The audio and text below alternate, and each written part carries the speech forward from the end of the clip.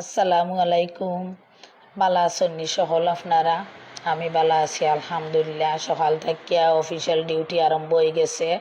ও দেখো রুটি বলা, আর রুটি না বললে আসলে ভালো লাগে না। রুটি নাস্তা না হইলেও হয় না, বাচ্চাইতেও তারা ভালো লাগে, নিজেও ভালো লাগে। যেদিন আসলে রুটি আলসেমি করিয়া না বানাই তখন কিন্তু দিন লাগে খুব তাড়াতাড়ি ফেটে বুক লাগি যায়, মানে রুটি বানানিও লাগে। একদিন যদি না বানাইতে বাদর দিন মাস্ট বানানিও লাগবো। তো ওই দেখো রুটি বানাইয়া আমরা নাস্তা টাস্তা সব শেষে যে কয়টা তাকে এগুলা সামান্য শেখি শেখি আমি রাখি দিই, নাইলে একটা লোক আরেকটা লাগি যায়, তো আবার দুইবার তিনবার আমার কষ্ট লাগে, আবার বলা লাগে। তো এরকম সিস্টেম করিয়া আমি রাখি দিলাম সবটি রুটি একটা একটা করিয়া। তো রাইত হইলে তো এক ডিউটি হইল নাস্তার ডিউটি, এর হইল কি রান্ধা বাড়া ডিউটি, ওটা হইল কি মেয়েরার মানে মহিলা অখলর খাম কাজ, আর কিছু নাই। তো ওই দেখো আর একটা জিনিস আপনারা দেখাই, আমি যখন রান্ধাম তখন রান্ধা ঘরের পিছনে দেখি একটা ফাঁকি, ডুফি ফাঁকি, খালি আইরো যাইরো হলো অবস্থা।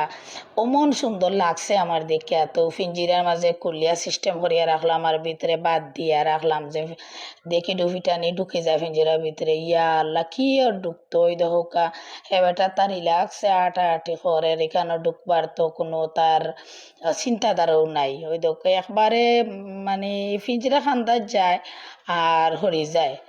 বাদ দিলাম হয়ে মনে হয় পিঞ্জিরার ভিতরে ঢুকি গেলেও আছে মানে অটোমেটিক দরজাটা লাগি যাইব, কিন্তু না, খুব চালাক মানুষটা, কি চালাক ফাঁকি দেখলাম। আর বিশেষ করিয়া ডুফি ফাঁকি খুব চালাক।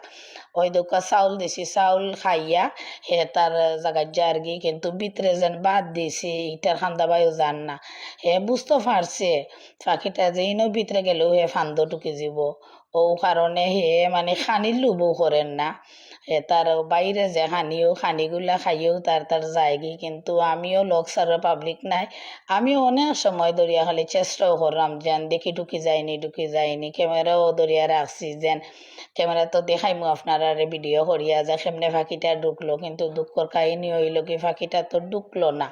খান্দাত ফিঞ্জিরার একবারে খান্দাত আইয়া মানে আটা আটি করে।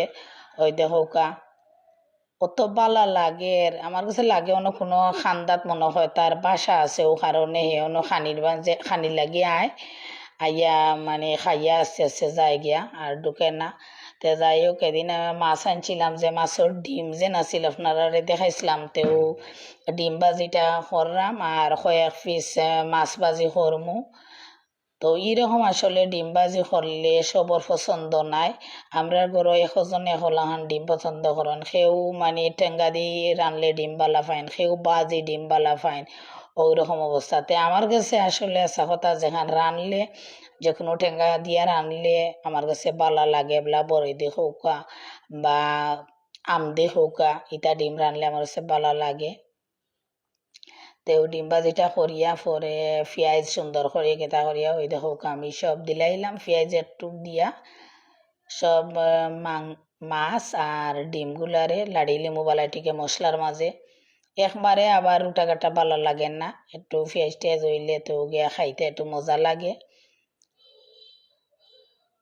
তো সবটি আমি সুন্দর করিয়া ডেকোরেশন করিয়া আমি খরার মাঝে দিলাম। অনেকগুলা ডিম হয়েছে মাছের মাঝে, এবং বাজারতে আনবার সময়ও যাতে মাছ আনছি তা হইয়া দিছে যেন খুব বেশি খেতে হইব ডিম হইব। এবারে জানিও আনলাম হয়ে থাকুক, মাছ আর তো বাচ্চা আনতে ভালো পায় না তারাতে, আর বুঝলাম যে ডিমটা বুনা সেটা পাইলাম, তো ওর কারণে মাছ বুঝিও আনছি ডিমালা মাছ। তো অনেকগুলা ডিম হয়েছে। ওই দেখো আমার বিরানগুলা আস্তে আস্তে শেষ হয়ে যার, খুব সুন্দর বিরান হয়েছে। তখন আস্তে আস্তে খাওয়া দাওয়ার ফালা আরম্ভ হয়ে যাব। বালা থাকা হল। আসসালামু আলাইকুম।